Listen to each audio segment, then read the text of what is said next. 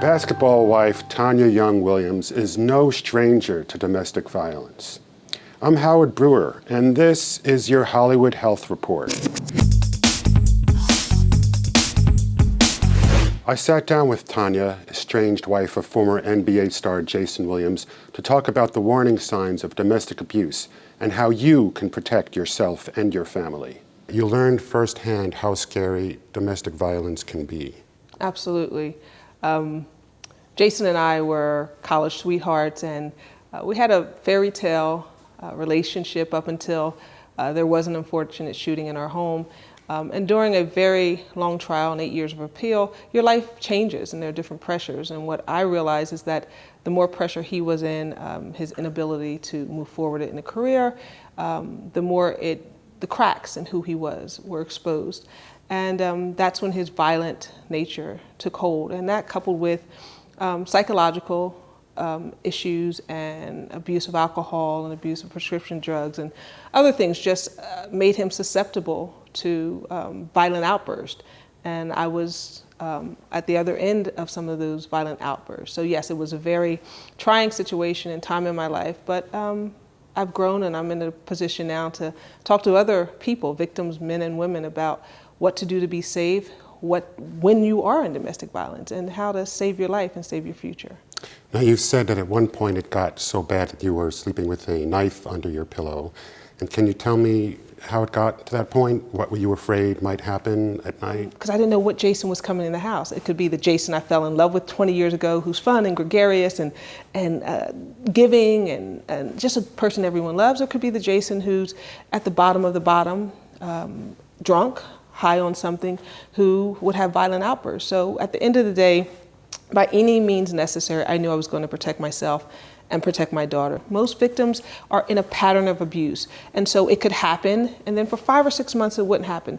But there would be alcohol abuse or there would be drug abuse. And when those times would be the highest, is when I had the greatest concern. So for me, it sort of petered out because I had a strategy for my safety. And the strategy for my safety was stay away if you knew there was going to be a problem. And for me, staying away could happen to be at another home. Everyone does not have that opportunity. So what I explain to victims, you have to have a strategy for your safety, because very often, most women, most victims don't leave. So have a strategy. Now, going back to your story just for a second, you said that you chose not to make it public, not to go to the NBA to talk about what was happening. And do you think, though, that there is part of a problem, in other cases where women want to keep this secret, want to keep this inside the household?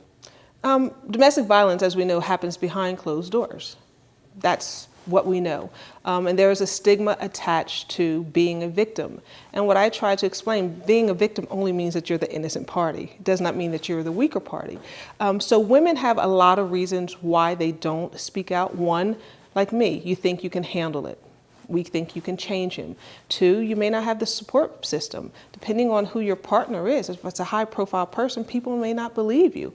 But some women just are scared and have no idea what to do when they're in that situation. So, the thread is that there's power and control, but the circumstances are always vastly different. Since this incident, a lot of people have reached out to you, telling you their own stories and asking you, was this domestic violence? Was that domestic violence? And what do you tell them, and how do you define domestic violence? Domestic violence is when someone wants to control you, your thoughts, physically, emotionally, psychologically, financially. They want to control what you do, how you spend, how you think, and of course, control where you go. So that's physical abuse, and when they batter you.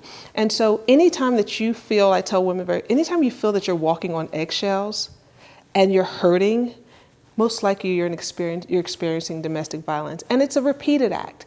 I don't want anyone to think that a husband and a wife have one argument and all of a sudden someone should go to jail. No, you need counseling. But if it's a pattern of a man verbally abusing you and beating you down physically and emotionally, yes, you are a victim of domestic abuse and you need to get help. Right. So is there a pattern in a lot of these cases where the women think they're part of the blame, part of the problem? Does it happen a little too much? It happens all of the time.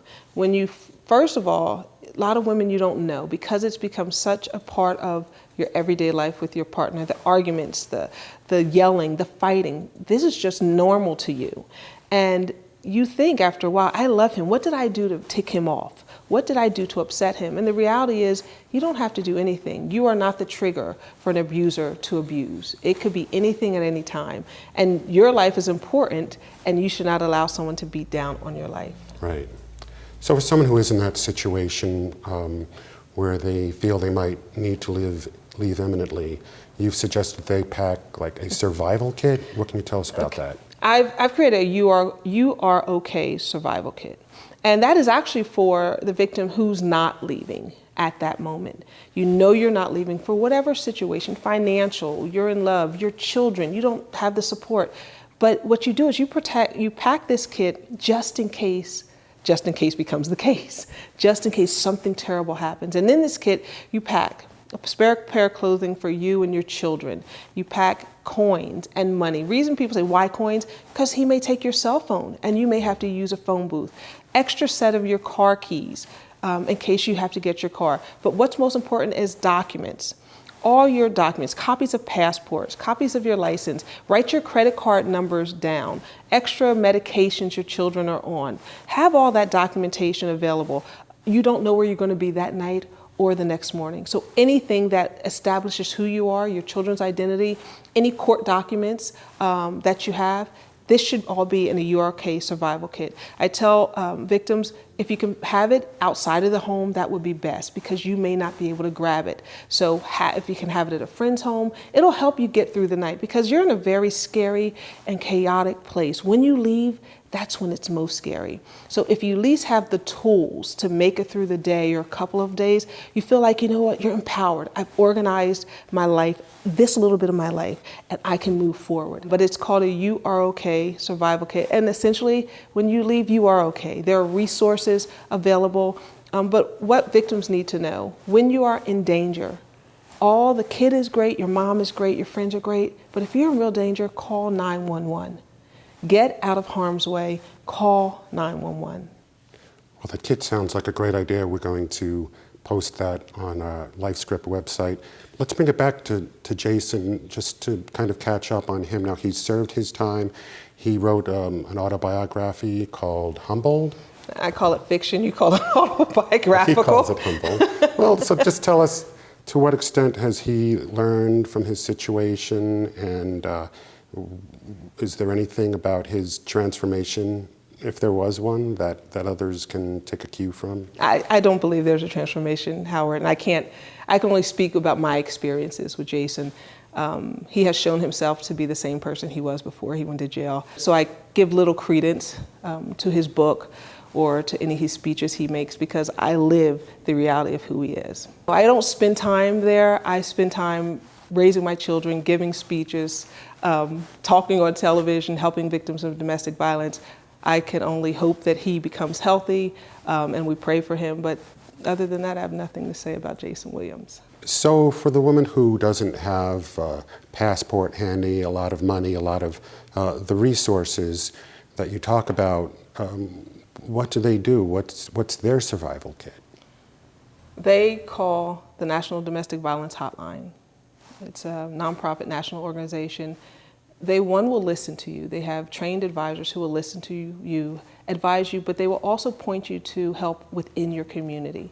There are resources, there are shelters within your community that will house you and your children. So you don't have to have money. You just have to have the courage to leave. And I always say, if you don't love yourself enough to leave, love your children. Let them be the reason you decide to be safe and to be healthy.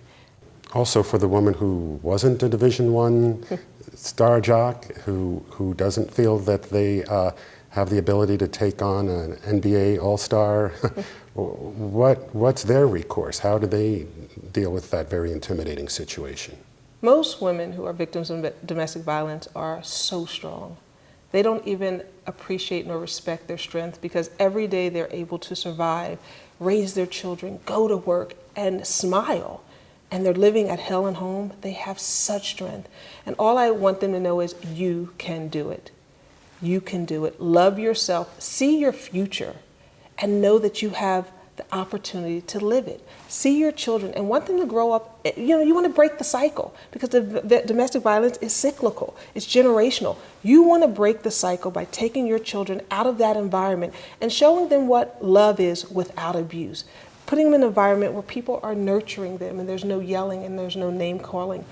Statistics show that the vast amount of children who grow up in homes where there's domestic violence, they become an abuser or they become a victim. So love your children enough not to want them to live in that situation and get out.